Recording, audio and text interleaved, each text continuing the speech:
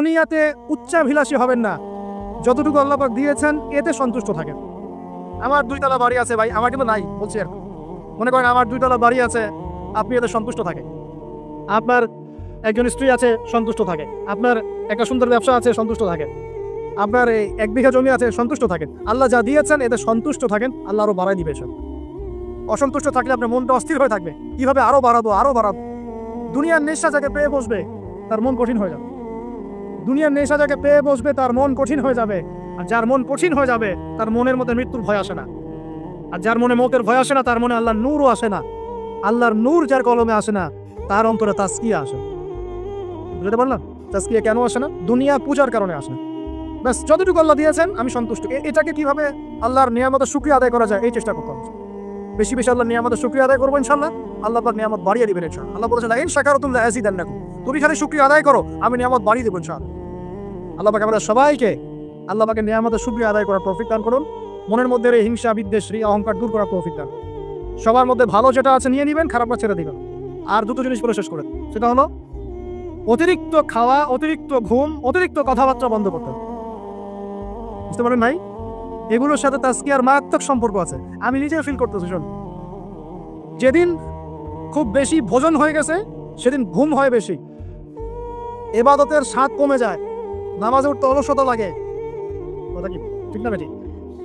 অলসতা লাগে। বেশি খাওয়া, বেশি মানে ঘুমানো, বেশি হাসাহাসি করা, বেশি ঠাট্টা মশকরা করা, বেশি কথা বলা, বেশি মানুষের সাথে মেলামেশা করা, এগুলো কলককে শক্ত করে ফেলে। এই কথাগুলো কিন্তু সরাসরি হয়তো কোনো জায়গায় এভাবে পাবেন না, কিন্তু আমি আপনাকে সাজিয়ে গুছিয়ে বলার চেষ্টা করছি। বেশি বেশি কথা যারা বলে মন বাচাল, মন শক্ত হয়ে যায়। এখন তো বাচালতার যুগ চলছে। টিভি খুললেই টক শো খালি বক বক বক বক বক বক, মানে টক শো করতে করতে দেশের জিডিপি বাড়ায়, দেশকে একদম আমেরিকার পর্যায়ে নিয়ে চলে গেছে।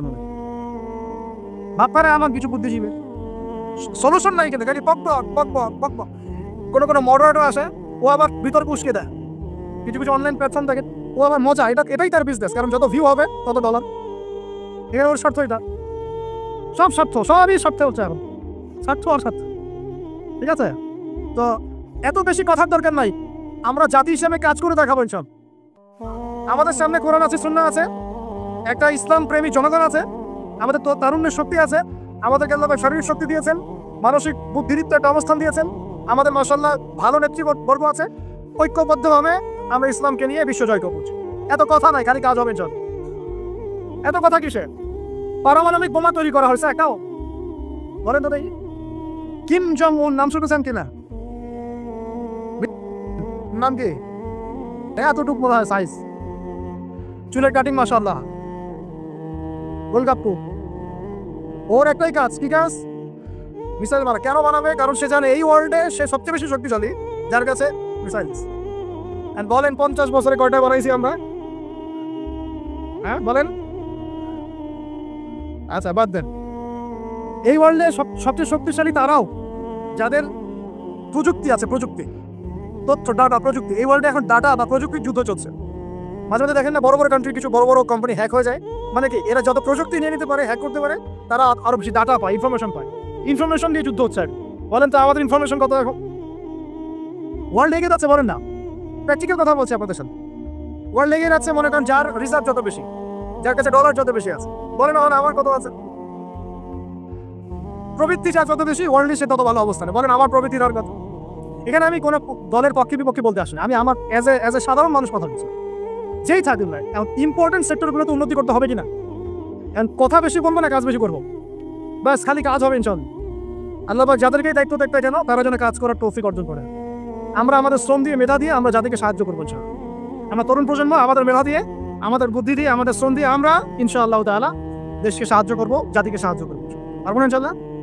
আমি বলি আপনারা বেশি বেশি পড়াশোনা করেন, বড় বড় পোস্টে যান, দেশের দায়িত্ব নেন, নিয়ে দেশকে এগিয়ে নেন। করা যাবে না ইনশাআল্লাহ? চ্যালেঞ্জ তো নিতে হবে। খালি বসে বসে সমালোচনা করলে হবে নাকি? খালি বসে বসে সমালোচনা করলে কাজ হবে নাকি? ও ওটা পারে না, সে এটা পারে না, ওই দল সেটা পারে না, সেই দল সেটা পারে না, এই করতে করতেই তো এই অবস্থা। আপনি করে দেখাচ্ছেন না কেন? আমরা করে দেখাচ্ছি না কেন? এবার ধর্মীয় অঙ্গনে দেখা যায় ওই আলেম এই ভুল, ওই আলেমের এই সমস্যা, ওই আলেম এই পারে না, ওই আলেম সেই পারে না। আরে ভাই, আপনি আলেম হচ্ছেন না কেন? আপনি আলেম হন, হয়ে কাজ করে দেখান। অমুক বক্তার এই ভুল, তমুক বক্তার সেই ভুল, মাশাআল্লাহ আবু তাহার এই ভুল, আপনি বক্তা হচ্ছেন না কেন? এই চেয়ারে আসেন, বসেন, বসে যান, বসে ওয়াজ করেন নাকি ভাই? এই ওয়াজ করেন না, আমরা এগুলো ওয়াজ না, এগুলো কমেডি। এগুলো কি কমেডি? রুচির দুর্ভিক্ষর অংশ এগুলো। আমাদের যে রুচির দুর্ভিক্ষ দেখা দিয়েছে, এগুলো তার জাজলমান প্রমাণ। এগুলো আর বলতে যাচ্ছি না, তাস্কিয়া নষ্ট হয়ে যাবে। আর লাস্ট 9 নম্বর বললাম, কি বলছি বলেন তো? মনের এই বিষয়গুলোকে দূর করা। লাস্ট 10 নম্বর যেটা, সেটা হচ্ছে যে 9 নম্বর বলছি মনেরটা। 9 নম্বর বলছি যে অতিরিক্ত খাওয়া, অতিরিক্ত ঘুম, অতিরিক্ত কথা বলা, অতিরিক্ত মানুষের সাথে মেলামেশা করে, এগুলো একটু কমিয়ে যেখানে কাজ হবে সেই কাজটা, যেটা করলে আমার পরে কারণ উপকারিতা আছে, এটা কর। আর 10 নম্বর লাস্ট অ্যান্ড ফাইনাল, তাজকিয়া বা আত্মশুদ্ধি অর্জন করতে হলে নবী সাল্লাল্লাহু আলাইহি ওয়াসাল্লামের রেখে যাওয়া এই যে দিন ইসলাম, এই ইসলামটাকে প্রতিষ্ঠার চেষ্টা করতে হবে। আল্লাহ তৌফিক দান।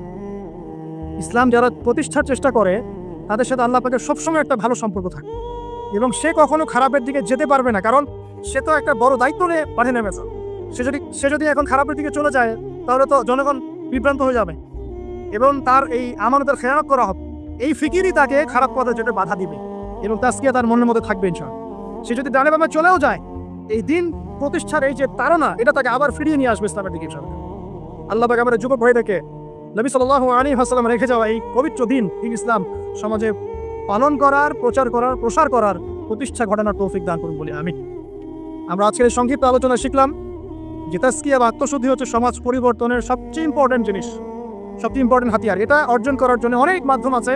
আমি আপনাদের জন্য 10টা মাধ্যম আজকে বলেছি। 1 নাম্বার কথা কি বলেছিলাম ভাই? নিজের ফিকির, আগে নিজের নফসের ফিকির করা। 2 নাম্বার কি বলেছিলাম বলেন? হ্যাঁ, নিজের পরিবারের মধ্যে ইসলাম কায়েম করা। মাশাআল্লাহ। 3 নাম্বার কি বলেছিলাম? হ্যাঁ, কুরআনুল কারীম তেলাওয়াত, কুরআনুল কারীম তেলাওয়াত করার কথা বলেছি। 4 নাম্বার কি বলেছি? বেশি বেশি আল্লাহর জিকির করা। 5 নাম্বার বলেন, আমার সাথে বলেন, আল্লাহর কাছে বেশি বেশি দোয়া। 6 নাম্বার মওতকে স্মরণ, মানে কবরকে জিয়ারত করে মওতকে স্মরণ করা। 7 নাম্বার অপন্থী তাজকিয়া প্রাপ্ত উলামায়ে কেরামের সোহবতে থাকা, তাদের লেকচার শোনা, তাদের বই পুস্তক পড়া। ঠিক আছে? 8 নাম্বার কি বলেছি বলেন? হ্যাঁ হ্যাঁ, মনের মধ্যে যত রকম হিংসা, বিদ্বেষ, রিয়া এগুলো আছে, এগুলো সব কি করতে হবে? পরিহার করতে হবে। 9 নাম্বার, 9 না 8 হবে? 9 নাম্বার বেশি কথা, বেশি খাওয়া, বেশি ঘুম, ইভেন বেশি সহবাস, এগুলো ত্যাগ। আল্লাহ ত্যাগ। এটাই হালালের কথাই বললাম, হারাম তো তাহাত। হারামের যদি চোখ থেকে থাকে, আল্লাহর রাস্তায় তওবা করেন, কারণ জিনার সাথে সম্পৃক্ত কোনো ব্যক্তির দ্বারা দিনের একামত সম্ভব নয়। জিনা করলেই মনে নূর চলে যাবে। এই যে আজকে লেকচারটা শুনলেন, বাসায় গিয়ে যদি আজকে রাত্রে কোনো নগ্ন মেয়ের ছবি চোখের সামনে পড়ে যায়, আজকের সমস্ত লেকচারের নূর নষ্ট হয়ে যাবে। আপনি নিজেই বুঝতে পারবেন যে আপনার কলব থেকে নূরটা চলে গেল। যদি কেউ আজকে আল্লাহ না করে ভুল করে কোনো খারাপ মুভি দেখে ফেলেন, বাসায় গিয়ে দেখবেন যে আপনার আজকের যে তাজকিয়া, এই যে ভালো লাগলো কথাগুলো শুনতে, মনটা পবিত্র হলো, ভালো ফিলিংস নষ্ট হয়ে যাবে। হুযায়ফা রাদিয়াল্লাহু আনহু বলতেন, আমরা যখন ইয়া রাসূলুল্লাহ আপনার সাথে থাকি, তখন ঈমান বেড়ে যায়, বাসায় গেলে মনে হয় মুনাফিক হয়ে গেছে। তার বাসায় গিয়ে যদি আমরা খারাপ কাজে লিপ্ত হয়ে যাই, এই নূর তাজকিয়াটা নষ্ট হয়ে যায়। আল্লাহ পাক আমাদেরকে বোঝার তৌফিক দান। আর সর্বশেষ সবচেয়ে ইম্পর্টেন্ট লাস্ট এন্ড ফাইনাল হচ্ছে নবীর রেখে যাওয়া দিন। নবীকে ভালোবাসেন কিনা ভাই? আল্লাহ নবীকে ভালোবাসেন কিনা? নবী কি এখন আছেন? আচ্ছা, নবী সাল্লাল্লাহু আলাইহি ওয়াসাল্লাম রেখে যাওয়া সুন্নাত কি আছে? তার উপর নাজিল হওয়া কোরআন কি আছে? তার দ্বীর ইসলামটা আছে কি না মিটে গেছে? সেই আল্লাহ কি আছেন না নাই? আচ্ছা, আল্লাহ পাক আছেন, তার কিতাব আছে, তার নবীর সুন্নাত আছে, তার দ্বীনও আছে। এই দ্বীন পালন করা, প্রচার প্রসার করা, প্রতিষ্ঠার দায়িত্ব কার? কাদের? বাঘ ভাল্লুক করবে? গরু ছাগল করবে? না আমরা যদি সত্যিকারের আশিক রাসূল হয়ে থাকি, আমরা দিন প্রতিষ্ঠা করবো, চেষ্টা করব। প্রতিষ্ঠা মানে কি? আপনার যা আছে তাই দিয়ে দিনকে সাহায্য করেন। ইনশাল্লাহ একদিন যখন আল্লাহ পাকের পক্ষ থেকে মনোনীত কোনো নেতা আসবে, তখন সবাইকে ঐক্যবদ্ধ করবেন। যান আল্লাহ পাক সেই নেতৃত্ব নিয়ে আসুন বলি আমিন। দোয়া করা যায় না? আল্লাহ পাক নিয়ে আসবেন ইনশাআল্লাহ। আর যদি দেখি যে আসছেই না, তাহলে নেতা হইতে হবে। যখন মাঠে নেতা নাই, তখন নেতা হতে হবে। নেতা হওয়ার আপনারা যোগ্যতা অর্জন করেন, পড়াশোনা করেন। কোরআনে কিন্তু নেতৃত্বের 2টা বৈশিষ্ট্য বলা আছে। কয়টা ভাই? তালুতের কথা মনে আছে? তালুত আর জালুত সূরা কোন সূরা আছে বলেন? কে বলতে পারবে? এই যুবক ছেলেটা বলো, কোন সূরা আছে? মাশাআল্লাহ, সূরা বাকারায়। বনু ইসরাইল মুসা আলাইহিস সালামের পরের নবীকে বলছেন, ওই নবীর নাম ইউশা বিন নুন। যে হে নবী, আমরা আল্লাহর পথে জিহাদ করতে চাই। কি করতে চাই? এই শব্দ তো কোরআনে নাই, আসলে ভাই এই শব্দ বললে তো কিছু মানুষ খারাজি ফতোয়া মারা শুরু করে।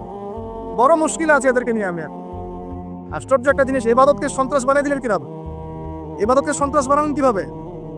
টাকা খেয়ে? হ্যাঁ, যা বুঝাই তাই বুঝতে হবে। ইসলামের সঙ্গে ব্যাখ্যা ওরা দিবেন, আমরা দিব? সুবহানাল্লাহ। ব্রিটিশ আমলে আমাদের বাপদাদারা যে ওদেরকে পিছিয়ে বের করেছিল, তারা কি সন্ত্রাসী ছিল? আমাদের বাপদাদাও সন্ত্রাসী ছিল? বলেন তো। জুলুমের বিরুদ্ধে কেউ দাঁড়িয়ে গেলে সে সন্ত্রাসী হয়? এই যে 1971-এ আমাদের সাথে জুলুম হয় নাই, তখন বাংলার মানুষ যার যা ছিল তাই নিয়ে মাঠে নামে নাই, তো বাংলার সেই ফ্রিডম ফাইটাররা কি সন্ত্রাসী হয়ে গেছিল? ভাই বোন থেকে দীর্ঘদিন থেকে একদম স্টিম রোলার পিছায় খেলা হচ্ছে। রমজান মাসে দেখলাম কি হলো, রমজান মাসে বেচারা নামাজ পড়তে গিয়েছে, লাঠি পেটা করে মসজিদ থেকে বের করতে। মসজিদ ওর বাপের মুসলমানদের যে এখন ওই যে যারা একটু পাথর টাথর নিয়ে ঢিলাঢিলি করে ওরা সন্ত্রাসী হয়ে গেছে, আর যারা মুসলমানদেরকে পিটাই বের করে দিল ওরা হলো মানবতার সেবক। এই সংজ্ঞা শিখায় আমাদেরকে। যাই হোক, বাদ দেন, ওদিকে না যায়। ওদিকে বললে আমি একটু মানে কি বলবো, কি বলে এটাকে, আউটবাস্ট হয়ে যায় আর কি। ভিতরের ক্রোধটাকে দমায় রাখতে পারি। মাঝে মাঝে এমন হয় যে ভিতরের এগ্রেশনটা ধরে রাখতে পারি না, কিন্তু আপনাদের সাথে ধরে রাখতে হয়।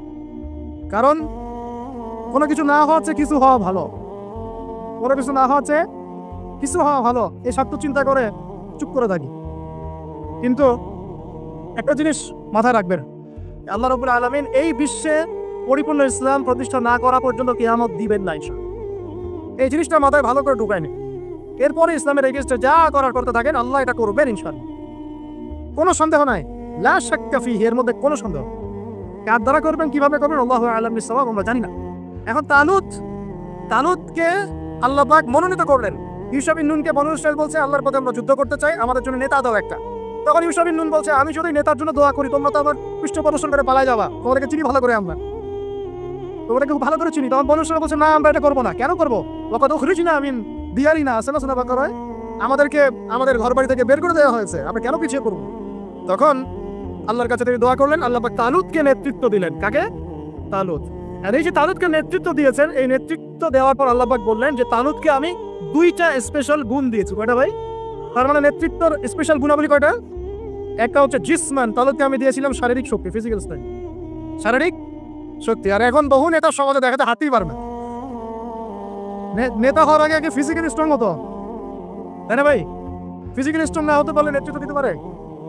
ফিজিক্যাল স্ট্রেংথ হচ্ছে প্রথম শর্ত। সে সুস্থ ছিল এবং শারীরিকভাবে অনেক শক্তিশালী ছিল। কে? কার কথা বলছি? যুগে যুগে সমস্ত নেতৃত্ব দেখেন। ওমর ইবনুল খাত্তাব শারীরিকভাবে দুর্বল ছিল, ফিজিক্যাল স্ট্রেংথ ছিল কি কোনটা? স্ট্যামিনার কেমন ছিল? আলী রাদিয়াল্লাহু আনহু শারীরিকভাবে কি দুর্বল ছিল? উসমান, আবু বকর রাদিয়াল্লাহু আনহুমা তারা কি দুর্বল ছিল? নবী সাল্লাল্লাহু আলাইহি ওয়াসাল্লাম নিজে দুর্বল ছিলেন? 40 জন পুরুষের শক্তি তার গায়ে ছিল। কতজন ভাই? আল্লাহু আকবার। 40 জন পুরুষের শক্তি তার গায়ে ছিল। তারপরে তিনি কোনোদিন কারো গায়ে থাপ্পড় দেন না, কারণ নিজের উপর আঘাত আসলে তিনি মাফ করে দিতেন।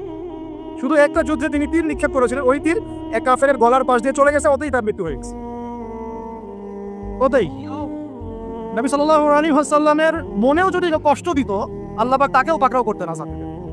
নবীজি না বললেও আল্লাহ পাক তাকে পাকড়াও করতেন। যাই হোক, তাহলে তালুতকে প্রথম যে গুণাবলী দেওয়া হয়েছে নেতৃত্ব, সেটা কি? জিসমান, শারীরিক শক্তি। তার মানে এখন যারা এটা হতে চান, আগে ফিজিক্যালি স্ট্রং হবেন, ভালো ভালো খাওয়া দাওয়া করবেন, হালাল টাকায়, আরাম টাকায় না, জিম টিম করবেন, হ্যাঁ, বক্সিং টক্সিং প্র্যাকটিস করবেন, রেসলিং খেলবেন, হ্যাঁ, কুস্তি করবেন, মানে ফিজিক্যালি স্ট্রং হওয়ার চেষ্টা করবেন। আর এইগুলো করো তো ভালো টিকটক চালানোর চাইতে। সকালে উঠে যদি আমরা একটু গ্রাউন্ড দিয়ে দৌড়াদৌড়ি করি, মাঠে ফুটবল খেলেন বা একটু ফিজিক্যাল কসরত করেন, জিম করেন, কাজটা ভালো না? এটা ওই টিকটক আছে ভালো না? বসে বসে ফেসবুক উঠানো আর এই যে পর্ন দেখাচ্ছে ভালো না? এই জন্য বলি এগুলো ভালো, এগুলো করেন, তা ওইগুলোতে চান। এটা হলো 1 নম্বর জিসমান, মানে ফিজিক্যাল স্ট্রেংথ। 2 নম্বর ইলমান, জ্ঞান। কি লাগে ভাই তাহলে? দুইটা, একটা জিসম, একটা ইলম। এখন আমাদের এই দুইটা না থাকলেও চলে, খালি জনগণ বললেই হলো যে আপনার চরিত্র ফুলের মতো পবিত্র, তাই না ভাই? এই দুইটার একটা না থাকলেও চল। আল্লাহ পাক আমাদের সবার উপরে এমন এমন সব নেতৃত্ব নিয়ে আসুন, যাদেরকে আল্লাহ পাক শারীরিক শক্তি এবং জ্ঞানের শক্তি দান করছে। বলি আমিন। দোয়া করতে সমস্যা আছে? যাকেই নিয়ে আসুক, সে যদি ফিজিক্যালি স্ট্রেংথ শক্তিশালী হয়, তার মধ্যে জ্ঞান থাকে, সে ইসলাম প্রতিষ্ঠা করে, আমার কোনো সমস্যা আছে? কোনো সমস্যা না। আমরা দোয়া করবো আল্লাহ পাক তাকে দীর্ঘ নেক হায়াত দারাজ করুন। আমিন। আর যদি দেখি যে কোনো নেতাই নাই, তখন নেতা হতে হবে। কি হতে হবে? আল্লাহ পাক তৌফিক এনায়েত করুন, আমাদের যুবক ভাইদেরকে আল্লাহ কবুল করুন, আমিন। তাজকিয়া অর্জন হচ্ছে সমাজ পরিবর্তনের মূল জিনিস। আর এই তাজকিয়া অর্জনের জন্য প্রথম কাজ হলো নিজের চরকায় আলাইকুম আনফুসাকুম, নিজেকে নিয়ে ভাবুন, নিজেকে নিয়ে ভাবুন, বাস নিজেকে নিয়ে ভাবুন, নিজের কবরকে নিয়ে ভাবুন, আপনার আমলনামা নিয়ে ভাবুন, এই বিগত জিন্দেগিতে কি করেছে সেটা ভাবেন, সামনের জীবনে কি করতে পারি এটা ভাবেন। এখন মনে করেন আপনি চিন্তা করলেন যে না, আমার জীবনে ভালো কাজ খুব কম আছে, আপনার নাই বলে গিয়েছিল, আমি মিলিয়েছি খাতা কলম নিয়ে, দেখলাম ভালো কাজ খুব বেশি নাই। এখন কি করতে হবে আপনাকে? প্রথম কাজ আমার সাথে বলেন আস্তাগফিরুল্লাহ। বায়াত করাচ্ছি, বায়াত বলেন আস্তাগফিরুল্লাহ আল্লাযী লা ইলাহা ইল্লা হুয়াল হাইয়ুল কাইয়্যুম ওয়া আতুবু ইলাইহি। আল্লাহ, আমরা বিগত জীবনে যে পাপগুলোই করেছি আল্লাহ আমাদেরকে মাফ করুন, এবং আগামী পুরো জীবনে আমাদেরকে কোরআন সুন্নাহ মেনে চলার তৌফিক দান করা যাবে ইনশাআল্লাহ। এখন থেকে 5 ওয়াক্ত নামাজ ছাড়বো না ইনশাআল্লাহ, রাজি আছি? সম্ভব হলে জামাতে পড়বো, যদি জামাত কোনো কারণে পড়া পসিবল না হয় অন্তত পক্ষে বাসায় পড়বো ইনশাআল্লাহ। প্রতিদিন 5 টাকা 10 টাকা হলেও দান খয়রাত করবো ইনশাআল্লাহ। প্রতিদিন একজনকে হলেও দাওয়াত দিব ইনশাআল্লাহ। প্রতিদিন একটা করে ভালো কাজের আদেশ করবো ইনশাআল্লাহ। একটা করে হলেও খারাপ কাজে নিষেধ করবো ইনশাআল্লাহ। প্রতিদিন একটা পৃষ্ঠা করে হলেও কোরআন পড়বো ইনশাআল্লাহ। 1 পৃষ্ঠা হলেও হাদিস পড়বো ইনশাআল্লাহ। 1 পৃষ্ঠা হলেও ইসলামিক কোনো বই পড়বো ইনশাআল্লাহ। আর গার্লফ্রেন্ডের নাম্বার মোবাইল থেকে ডিলিট করে দেবো ইনশাআল্লাহ। ঠিক আছে ভাই?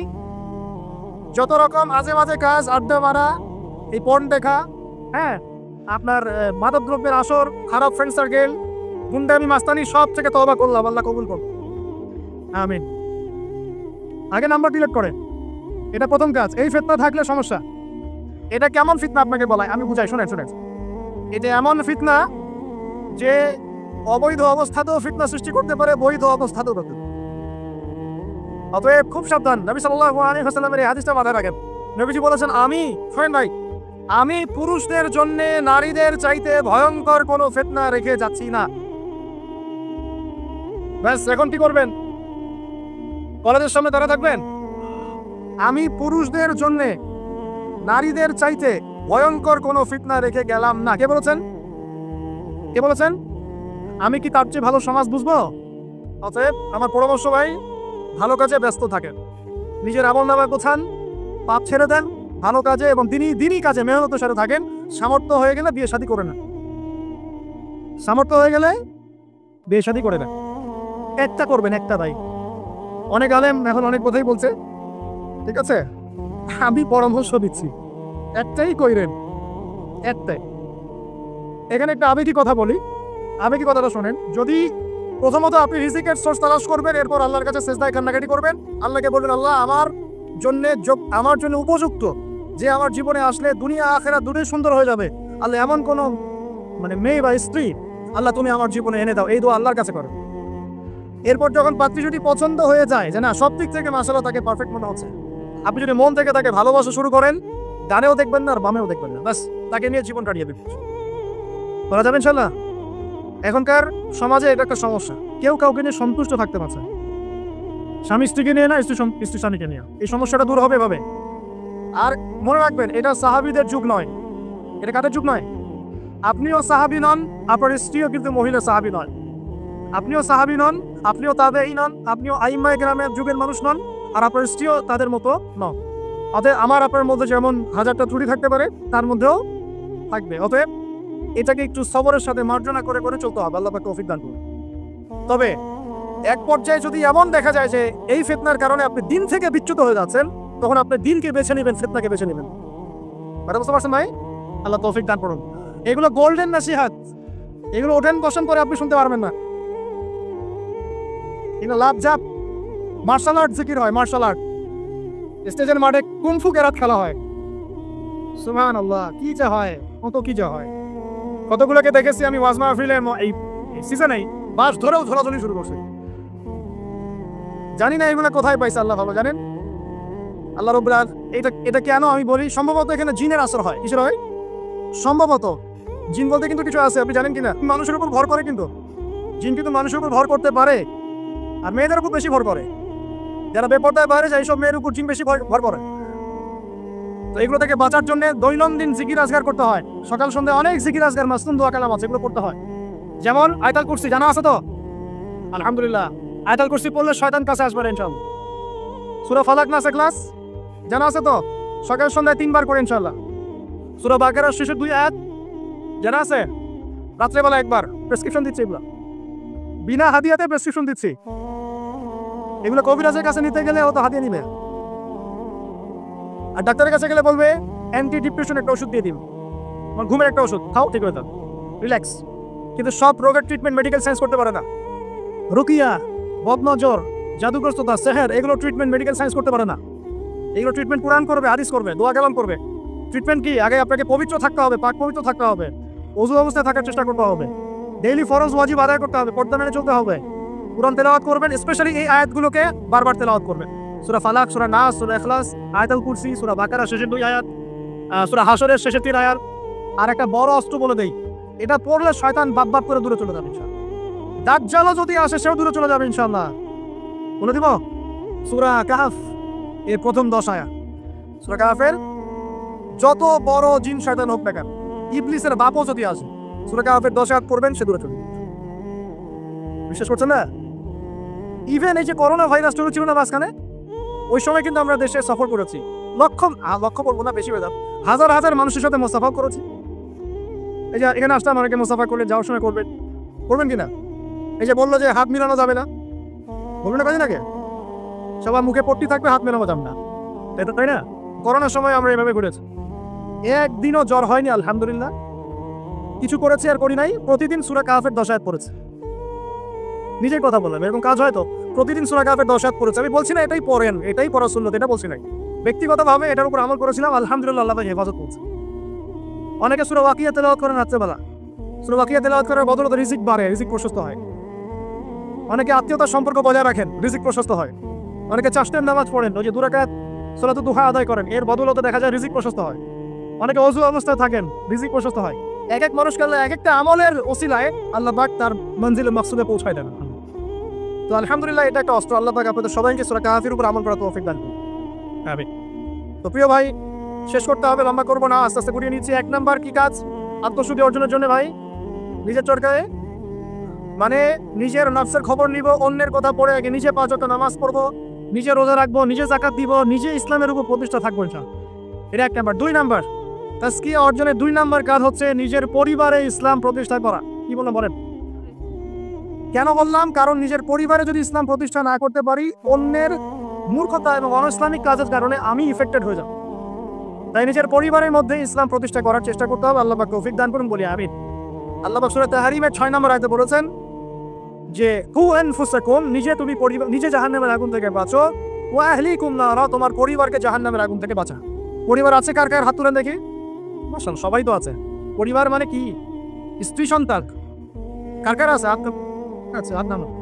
দেখেন, বাবা মা এগুলো পরিবারের অন্তর্ভুক্ত বিষয়, কিন্তু বাবাকে আপনি শাসন করতে পারবেন না, মাকে আপনি শাসন করতে পারবেন না, তাকে আপনি নসিহত করতে পারবেন, দাওয়াত দিতে পারবেন।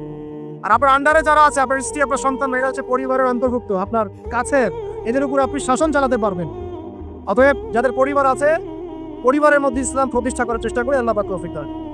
একটু বসেন ভাই, বিশৃঙ্খলা করেন না, আমরা গুটিয়ে নিচ্ছি, এখনই গুটিয়ে নিচ্ছি। আর কিছু প্রশ্ন আছে দিয়ে শেষ করব। 3 নাম্বার কাজ, আমার সাথে মনোযোগ দেন ভাই। 3 নাম্বার কাজ হচ্ছে নিয়মিত কোরআন তেলাওয়াত করা। নিয়মিত কোরআন তেলাওয়াত করা। আমার সাথে একটু ওয়াদা করেন তো ভাই, ডেইলি কমপক্ষে 1 ঘন্টা কোরআন তেলাওয়াত করবো ইনশাআল্লাহ। করা যাবে? সবার বাসায় কোরআন আছে তো নাকি? কোরআন পড়তে পারি তো নাকি? যারা পড়ি না, আজকে নিয়াত করব, মসজিদের হুজুর আছে, ইমাম সাহেব আছে, মাদ্রাসা শিক্ষক আছে, গিয়ে আপনি কোরআন পড়া শিখবেন ইনশাআল্লাহ। করা যাবে ইনশাআল্লাহ? কোরআন তেলাওয়াত করে না শিখেন, আল্লাহর ওয়াস্তে কোরআন তেলাওয়াত করে না শিখে মৃত্যুবরণ করেন না। আল্লাহর ওয়াস্তে আল্লাহকে কি মুখ দেখাবেন আর নবীকে কি মুখ দেখাবেন চিন্তা করুন। কোরআন আল্লাহ নাজিল করেছেন কেন? আমাদের জন্য, গরু ছাগলের জন্য? কাদের জন্য? মানুষের জন্য না গরু ছাগলের জন্য? গরু ছাগলের হিসাব আছে? কার কার হিসাব হবে? মানুষ আর জিন। মৃত্যু আমাদেরকে বরণ করতে হবে, কবরে যেতে হবে আমাদেরকে, পুলসিরাত আমাদেরকে পার হতে হবে, কোরআন মানতে হবে আমাদেরকে। সেই আমরা যদি কোরআন তেলাওয়াত করে না শিখি ভাই, হবে? বিষয়টা হবে? আল্লাহ পাক আমরা সবাইকে কোরআন তেলাওয়াত শেখার তৌফিক দান করুন। এখানে আমি অনেক বেশি জোর দিই, কারণ কি জানেন? কোরআন তেলাওয়াত শেখাটাই এবং নিয়মিত তেলাওয়াত করাটাই আপনার মনে ইসলামের প্রতি মহব্বত সৃষ্টি করবে। এরপরে আপনি ইসলামের জন্য জীবনও দিতে পারবেন ইনশাআল্লাহ। কিন্তু এই অবস্থায় পারবেন না। এই অবস্থায় একটা দাবরানি খালি উল্টা দিকে দৌড় দেওয়া শুরু করুন। এখন পারবেন না। এখন বলতে পারবেন হ্যাঁ নারায়ে তাকবীর, আল্লাহু আকবার, চলো রে, বাস। যখন মাঠে নামবেন ওই দিক থেকে যখন কাউন্টার অ্যাটাক আসবে দেখবেন নাই আপনি শেষ। অতএব কোরআনের চর্চা তেলাওয়াত বেশি বেশি বাড়াতে হবে, আল্লাহ তৌফিক দান করুন। 3 নাম্বার। 4 নাম্বার ভাই, দৈনন্দিন জিকির আজগারগুলো ছাড়বো না ইনশাআল্লাহ। দৈনন্দিন জিকির আজগার ছাড়বো না। কেমন? দৈনন্দিন 100 বার বলবো সুবহানাল্লাহ, পারা যাবে? 100 বার সুবহানাল্লাহ বললে 1000 নেকি হবে ইনশাআল্লাহ। দৈনন্দিন 100 বার বলবো আস্তাগফিরুল্লাহ ওয়া আতুবু ইলাইহি, পারবো ইনশাআল্লাহ। দৈনন্দিন কমপক্ষে সকালে 10 বার, সন্ধ্যায় 10 বার দরুদ ইব্রাহিম পড়বো ইনশাআল্লাহ, পারবো? দৈনন্দিন পড়বো সুবহানাল্লাহি ওয়া বিহামদিহি সুবহানাল্লাহিল আযীম, পারা যাবে? দৈনন্দিন পড়বো লা হাওলা ওয়ালা কুওয়াতা ইল্লা বিল্লাহ, পারবো? ডেইলি পড়বো লা ইলাহা ইল্লাল্লাহ ওয়াহদাহু লা শারীকা লাহ লাহুল মুলকু ওয়া লাহুল হামদ ওয়া হুয়া আলা কুল্লি শাইইন কাদির, পারা যাবে? দৈনন্দিন পড়বো ইনশাআল্লাহ সুবহানাল্লাহি ওয়া বিহামদিহি আদাদা খালকিহি ওয়া রিদা নাফসিহি ওয়া জিনাতা আরশিহি ওয়া মিদাদা কালিমাতিহি, পারা যাবে ইনশাআল্লাহ? এই সুবহানাল্লাহ, আলহামদুলিল্লাহ, লা ইলাহা ইল্লাল্লাহ, আল্লাহু আকবার, এই যে দরুদ, এই যে জিকির আজগারগুলো আছে, এইগুলো প্রতিদিন করলে আল্লাহর সাথে সম্পর্ক গাঢ় হবে। জিকির করলে কি লাভ হয় আপনাকে একটু বলে দেই। জিকির করলে আল্লাহর সাথে কলবের সম্পর্ক তৈরি হয়। কি হয় ভাই? অন্তরের সাথে আল্লাহ পাকের সাথে একটা কানেকশন তৈরি হয়। জিকির যে ব্যক্তি ছেড়ে দেয় তার অন্তরটা মরে যায়, আর মরা কলবের মধ্যে আল্লাহর নূর আসে না, জিন্দা কলবের মধ্যে আল্লাহর নূর আসে। তাহলে কলব জিন্দা হবে কিভাবে? বেশি বেশি জিকির করার মতো। আল্লাহ পাক তৌফিক দান। আবু হুরায়রা রাদিয়াল্লাহু আনহু বলতেন যে হাদিস আমি মুখস্থ করার জন্য অনেক বেশি সুবহানাল্লাহ পড়ি। সুবহানাল্লাহ কতবার পড়েন জিজ্ঞেস করা হচ্ছে, তিনি বলছেন কত হবে? 10,000 বার। তারা বুঝতে পারছেন? মানে এটা তার নিজস্ব। মনে করেন আপনি প্রতিদিন ইস্তেগফার করতেই থাকেন 10 মিনিট, 15 মিনিট, 20 মিনিট, কতবার করেন আপনি জানেন? করা যায় না? আপনি একটা সময় বসে দরুদ শরীফ পড়তে থাকেন, আল্লাহুম্মা সাল্লি আলা মুহাম্মাদ, আল্লাহুম্মা সাল্লি আলা মুহাম্মাদ, করা যায় না? সবার ব্যক্তিগত কিছু আমল থাকে, যে যত বেশি জিকির আজগার করবেন তার কলব তত চিন্তা হবে ইনশাআল্লাহ। আল্লাহ পাক আমাদের সবাইকে বেশি বেশি আল্লাহর জিকির করা তৌফিক দান করুন, বলি আমিন। এটা কত বললাম? 4। 5 নাম্বার, এটা সবচেয়ে বেশি ইম্পর্টেন্ট। আমি তাসাউফ এবং আত্মশুদ্ধি বই যেটা আছে আল্লামা তাকি উসমানী দাওয়াত বারাকাতু, আল্লামা তাকি উসমানীর বইগুলো বাসায় সবাই কিনবেন। আমি পরামর্শ দিই আল্লামা তাকি উসমানীর যে বইগুলো আছে এগুলো বাসায় কিনে পড়া শুরু করবেন, অনেক গভীর জ্ঞান পাবেন ইনশাআল্লাহ। তো তার তাসাউফ আত্মশুদ্ধি বইয়ের মধ্যে তিনি এনেছেন যে অনেক বড় বড় বুজুর্গানা দিন তারা তাজকিয়ার জন্য এই আমলটাকে বেশি গুরুত্ব দিতেন, সেটা হলো আল্লাহর কাছে বেশি বেশি দোয়া করা। কি করা ভাই? বেশি বেশি দোয়া করা, মানে চলতে ফিরতে দোয়া করতে থাকতেন। যেমন ধরেন যে এমনও বুজুর্গ ছিলেন, আলেমে দিন ছিলেন, যারা রাস্তায় হাঁটছেন, বাজারে যাচ্ছেন, বাজারে যাওয়ার সময় আল্লাহকে বলছেন আল্লাহ বাজারে যাচ্ছে, বাজারে আমার কেনাকাটা যেন সহজ হয়। আমরা কি বাজারে যাওয়ার সময় এরকম কথা বলি? বাসায় ঢুকছেন, বলছেন আল্লাহ বাসায় ঢুকছি, বাসার পরিবেশটা যেন ভালো থাকে, এখানে যেন গিয়ে কোনো বিপদের খবর না আসে। আল্লাহ আমি মানে ব্যবসায় যাচ্ছি, আজকে ব্যবসাটা আল্লাহ যেন সুন্দর হয়, ভালো হয়। মানে প্রতিটা কাজেই তারা দোয়া করতে থাকতেন। বুঝতে পারছেন না কথা? প্রতিটা কাজেই দোয়া করতে থাকতেন, আল্লাহ আমার জুতার ফিতা ছিঁড়ে গেছে, আমার জুতার ফিতা দাও। আল্লাহ আমি খুব ক্ষুধার্ত, আল্লাহ একটু ভালো খাবারের ব্যবস্থা করুন। আল্লাহ আমি খুব পিপাসার্ত, আমার জন্য একটা ভালো হালাল পানির ব্যবস্থা করুন। আল্লাহ আমার সন্তানটা অসুস্থ, আল্লাহ তাকে শেফা দিন। আল্লাহ আমি স্ত্রী সন্তানকে রেখে সফরে আসছেন না, বাসায় তুমি ওদেরকে হেফাজত করো। মানে প্রতিটা কাজের প্রতিটা চিন্তা আল্লাহর সাথে শেয়ার করো। এটা যে যত বেশি করতে পারে তার সাথে আল্লাহ পাকের সম্পর্ক তত বেশি লাভ। আর এটা করলে 3টা লাভ। কটা লাভ ভাই? যে দোয়াটা করবেন হয় সাথে সাথেই আল্লাহ পাক আপনাকে দিবেন, না হলে এই দোয়ার ওসিলায় আপনার তাকদীরের কোনো বিপদ আল্লাহ দূর করে দিবেন। মনে করেন আপনি দোয়া করেছেন আল্লাহ আমাকে কালকে এই ব্যবসার এই কাজটা তুমি সলভ করো, কালকে গিয়ে দেখলেন সেই কাজটা আপনি পান নাই। আপনার কাছে মনে হচ্ছে যে হয়তো আমি দোয়া করলাম কবুল হয় নাই, কিন্তু হয়তো এই দোয়ার ওসিলায় আপনার আগামী পরশু দিনের একটা বিপদ আপনার তাকদীরে আসতো, ওইটা আসে নাই। কথা কি বুঝতে পারলেন আমার কথা? এইভাবে আল্লাহ পাক দোয়ার বদৌলতে মানুষের তাকদীর থেকে অনিষ্টগুলো দূর করতে থাকেন। আর এটাও যদি না হয়, কিয়ামতের মাঠে নেকির পাল্লায় ওইটা আপনাকে আল্লাহ দিয়ে দিবেন। ওই দিন মানুষ বলবে যে কাশ দুনিয়াতে আমার কোনো দোয়াই যদি কবুল না হইতো, আজকে আমি জান্নাতে যেতে পারতাম। ওই দিন আমরা এই কথা বলবো। অতএব বুদ্ধিমান সে ব্যক্তি যে বেশি বেশি আল্লাহর কাছে দোয়া করবে, প্রতিটা বিষয়ে আল্লাহর কাছে দোয়া করতে থাকেন। আল্লাহ আমার মনটা অস্থির, মনটাকে শান্ত করো। আল্লাহ আমাকে কোরআন শিক্ষার তৌফিক দাও। আল্লাহ আমাকে নামাজ পড়ার তৌফিক দাও। আল্লাহ আমি হারাম সম্পর্ক থেকে বেরিয়ে আসতে চাই, আমাকে হালাল একটা সম্পর্ক করার তৌফিক দাও। দোয়া করা যায় না ভাই? আল্লাহ পর্দা করতে চাই, পর্দার পরিবেশ তৈরি করে দাও। আল্লাহ রিজিকের সমস্যায় ভুগছে, একটা চাকরি ব্যবসার ব্যবস্থা করে দাও। দোয়া করা যায় না ভাই? দোয়া করতে আমাদের কাছে আসেন কেন? হুজুর এটা যে ফু দিয়ে দেন, এখানে ফু দিয়ে দেন, এখানে দোয়া করে দেন, এটা করে দেন, সেটা করে দেন। আমি আপনার আবেগ কতটুকু বুঝতে পারবো? আমার দরকার একটা জব, এই জব ছাড়া আমি চলতেই পারছি না। আপনার ওই চাহিদা তো আমি বুঝতে পারবো, আপনার চাহিদার ফিলিংসটাকে আমি বুঝতে পারবো। আপনার বাবা চলে গেছেন, বাবা হারানোর ব্যথা আপনি বুঝতে পারছেন, আমি খালি বলতে পারবো মুখ দিয়ে আল্লাহ আপনার বাবাকে মাফ করুন। আমি কি আবেগটা অনুভব করতে পারলাম? অতএব দোয়া সরাসরি আল্লাহর সাথে করার চেষ্টা করেন। আল্লাহ পাক এটাই বলেছেন যে ওয়াইদা সাআলাকা ইবাদি আন্নী ফাইন্নী করিব, যখন আমার বান্দারা আমার সম্পর্কে জিজ্ঞাসা করে হে নবী বলে দিন আমি খুব কাছেই আছি। উজিবু দাওয়াতাদ দাঈ ইযা দাআন, যখন বান্দা আমাকে ডাকে দোয়া করে আমি সরাসরি তার দোয়া কবুল করি, শুনি। একদম ঘাড়ের রগ, এই ঘাড়ের রগের চাইতে আল্লাহ আমাদের কাছে আছেন। ব্যাস আজকেই ফিরে আসেন প্রিয় ভাই, আজকেই ফিরে আসেন, আল্লাহর কাছে দোয়া করা শুরু করেন, আল্লাহ পাক তৌফিক দান। আর দোয়া কবুলের অনেক সময় আছে, এই যে ওয়াজ মাহফিলের সময়, হালাকার সময়, শেষ রাতে, তাহাজ্জুদে, ফরজ নামাজের আগে পরে, হ্যাঁ বৃষ্টি বর্ষণের সময়, অনেক দোয়া আছে, সময় আছে। এই সময়গুলোতে দোয়া করলে আল্লাহ দোয়া কবুল করবেন। আর সবচেয়ে ভালো একটা অস্ত্র শিখিয়ে দিই আপনাকে, দিব। অন্য একদিন বলেছিলাম একটা লেকচারে, আর মনে পড়ে গেল বলে দিই।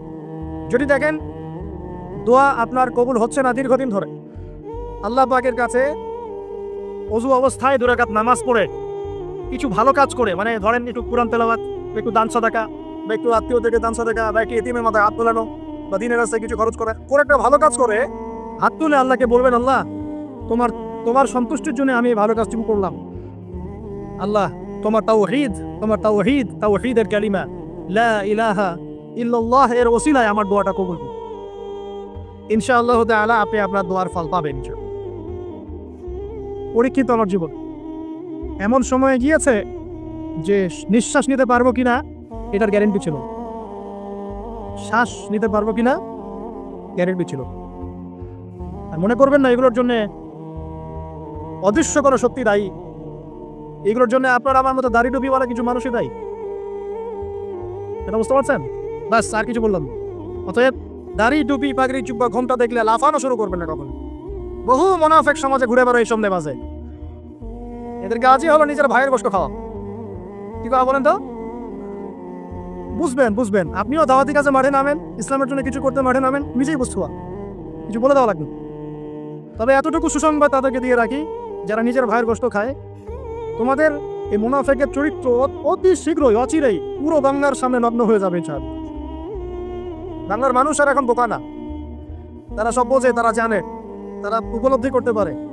তাদেরকে এভাবে ব্রেন ওয়াশ করা যায় না, এখন তাদেরকে এভাবে ডিমোটিভেটেড করা যায় না। তারা যুবকরা এখন পড়াশোনা করছে মাশাআল্লাহ, তারা উলামায়ে কেরামের সোহবতে যাচ্ছে, তারা হক বাতিল চিনতে পারছে মাশাআল্লাহ। আস্তে আস্তে তারা এমন একটা জায়গায় যাবে, এই যুবকরা আগামী দিনে ইনশাআল্লাহ জাতিকে নেতৃত্ব দিবে।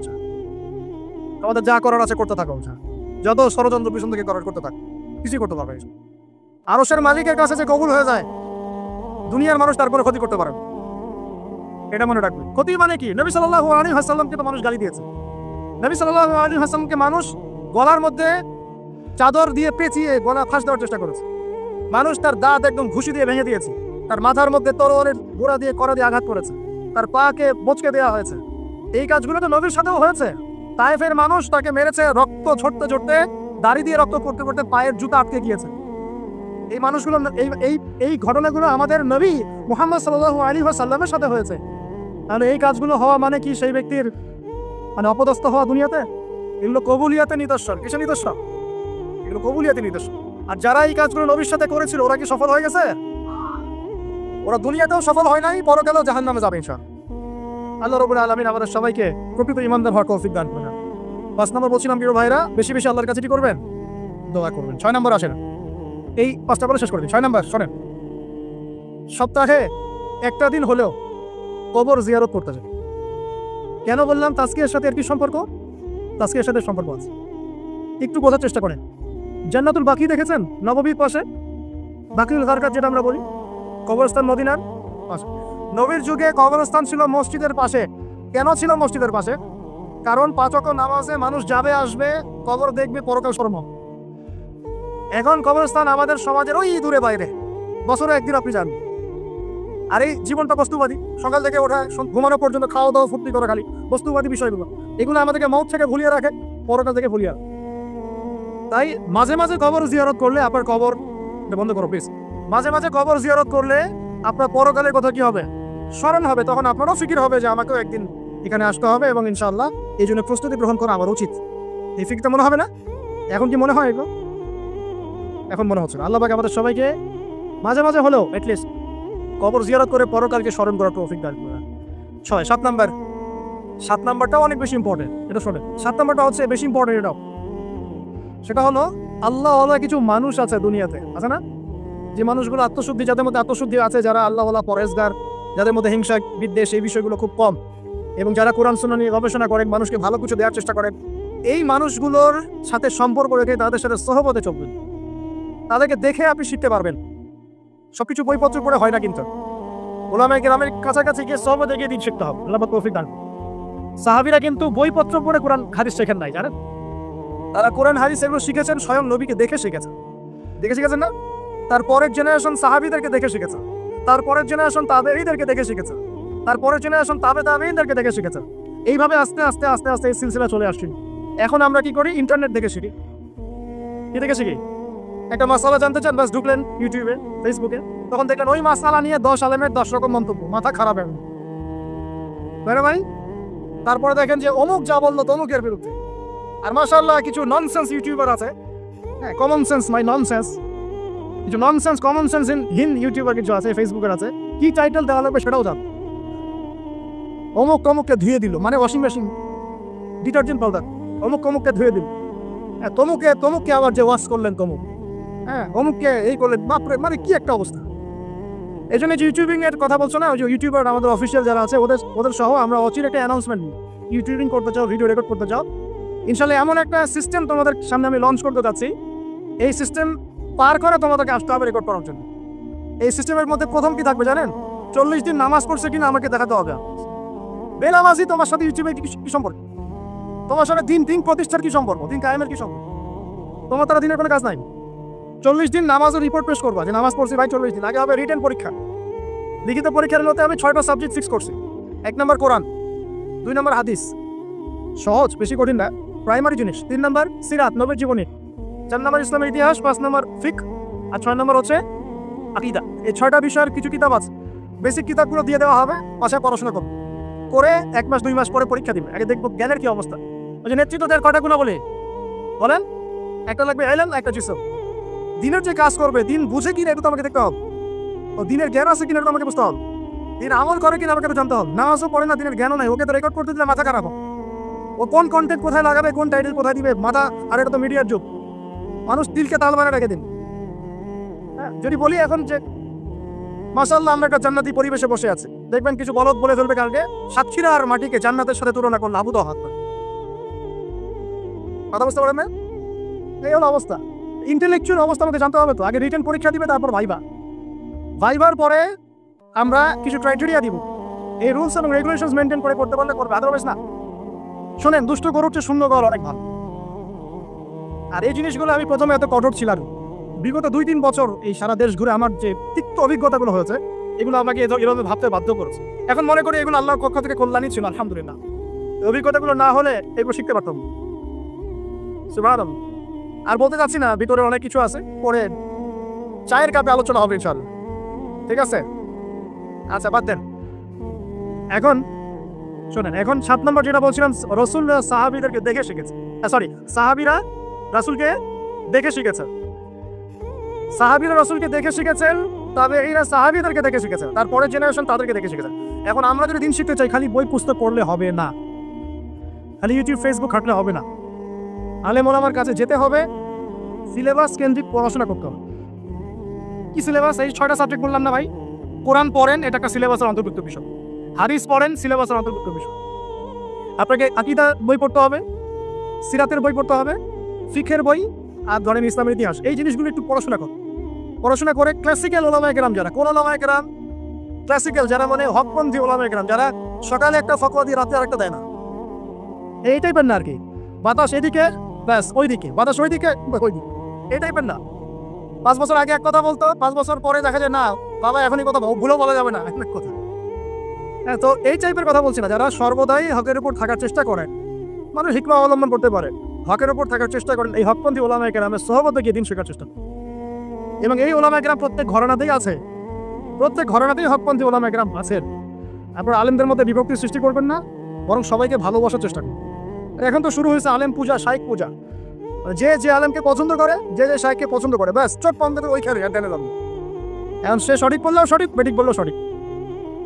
এই একটা সমস্যা শুরু হয়েছে। সংকীর্ণ হলেন কেন? এত সংকীর্ণ হলেন কেন? ইসলাম তো সংকীর্ণ না, এটা তো বৈচিত্র্যময়। এখানে আপনি পরিপূর্ণ জ্ঞান পেতে হলে তাকে খোলা মন লালন করতে হবে, যে যেখানেই হক পাবো সেটাই নিব ইনশাআল্লাহ। হক যেখানে পাবো সেখানে নিব ইনশাআল্লাহ। আমি হককে সীমাবদ্ধ করে ফেললাম কেন? যে আমার শায়েখ যা বোঝেন এই চাই, এর বাইরে কিছুই না। এটা করতে গেলে কি হবে জানেন? পয়সার এক পিঠ দেখবেন, আর এক পিঠ তো দেখবেনই না, তখন আপনি মাহরুম হয়ে যাবেন। তবে হ্যাঁ এটাও বলে রাখি, যারা একেবারেই সাধারণ মানুষ, একদম সাধারণ কোনো মানুষ, যার এলেম গালাম নাই, কোরআন হাদিস করতে জানেন, এমন মানুষ আছে না, একদম রুট লেভেলের, তাদের জন্য অবশ্যই উচিত যে কোনো অন্তত একজন আলেমকে ফলো করে, অন্তত একজন আলেমকে ফলো। কারণ আপনি তো কিছু বুঝেন না, কোরআন সুন্নাহ বোঝেনই না, কিছু পড়তেও পারেন না, বুঝতেও পারেন না, কিছুই পারেন না। অতএব একজন আলেমকে আপনি ফলো করে চলেন, ইনশাআল্লাহ আল্লাহ মাফ করবেন ইনশাআল্লাহ। হ্যাঁ, যদি কখনো জানতে পারেন যে আপনার সেই ফলো করা আলেমের অমুক মাসালাটা কোরআন সুন্নাহর বিরুদ্ধে চলে গেছে, বা এর চেয়েও ভালো কোনো বিশুদ্ধ মাসালা আছে, তাহলে সেটা আপনি আমল করবেন, সমস্যা নেই। তাই বলে বিভক্তি বাড়াবেন না। 7 নাম্বার বলেছিলাম ওলামায়ে কেরামের সোহবতে থাকার চেষ্টা করেন। 8 নাম্বার হচ্ছে ভাই, মনের মধ্যে হিংসা, বিদ্বেষ, রিয়া, অহংকার, এই খারাপ রিপুগুলোকে দূর করতে হবে। পারা যাবে কিনা ইনশাআল্লাহ? এটা হলো 8 নাম্বার। মনের মধ্যে হিংসা, বিদ্বেষ, অহংকার, রিয়ার খারাপ রিপুগুলোকে দূর করতে হবে, কিন্তু এটা খুব ডিফিকাল্ট। কিভাবে করবেন? মনের মধ্যে চলে আসতে পারে, যদি চলে আসে পড়বেন আউযু বিল্লাহি মিনাশ শাইতানির রাজিম, পড়বেন আউযু বিল্লাহিস সামিউল আলিম মিনাশ শাইতানির রাজিম, পড়বেন আউযু বিকালিমাতিল্লাহি তাম্মাতি মিন শাররি মা খালাক, পড়বেন বিসমিল্লাহিল্লাযী লা ইয়াদুররু মা ইসমিহি শাইউন ফিল আরদ ওয়ালা ফিস সামা ওয়া হুয়াস সামিউল আলিম, পড়বেন আমানতু বিল্লাহি ওয়া রাসূলিহি। এই যে দোয়া কালামগুলো পড়বেন, ইনশাআল্লাহ মনের মধ্যে এই সমস্যাগুলো চলে যাবে, ওয়াসওয়াসার একটা ভয় চলে যাবে ইনশাআল্লাহ। মনটাকে পবিত্র করার চেষ্টা করি, আল্লাহ তৌফিক এনায়েত করবেন। আর মন পবিত্র করার আমি দুই একটা আমল বলে দিই, নাহলে কঠিন হয়ে যাবে। খুব সহজ আমল, এতিম খুঁজে খুঁজে বের করে এতিমদের জন্য কিছু করার চেষ্টা। এতিম আছে না, মেয়ে ছেলে, এদের মাথায় হাত বুলান, আপনার মন পবিত্র হবে ইনশাআল্লাহ। ঠিক আছে? দান সাদাকা বাড়ান, আপনার মন পবিত্র হবে ইনশাআল্লাহ। আল্লাহর জন্য ছেড়ে দেওয়ার মানসিকতা, ছেড়ে দেন, আল্লাহর জন্য ছেড়ে দিলাম, আল্লাহর জন্য ত্যাগ করলাম, মন পবিত্র হবে ইনশাআল্লাহ। আল্লাহর জন্য কিছু করা সহজ, আল্লাহর জন্য ছাড়া সহজ না। আল্লাহর জন্য কিছু করা সহজ, আল্লাহর জন্য আপনি নামাজ পড়তে পারবেন ঠিকই, কিন্তু সিগারেট ছাড়তে পারছেন না। আল্লাহর জন্য ছাড়া কঠিন, এই ছাড়ার কঠিন কাজটা করে দেখাতে হবে, মন পবিত্র হয়ে যাবে ইনশাআল্লাহ। আল্লাহ তৌফিক দান করুন। আর তাহাজ্জুদ, এই আমলটা খুব ইম্পর্টেন্ট। তাহাজ্জুদের যাদের অভ্যাস আছে, এই সময়টা নীরবে নিভৃতে আল্লাহর সাথে কথাবার্তা বলবেন, মন পবিত্র হবে ইনশাআল্লাহ।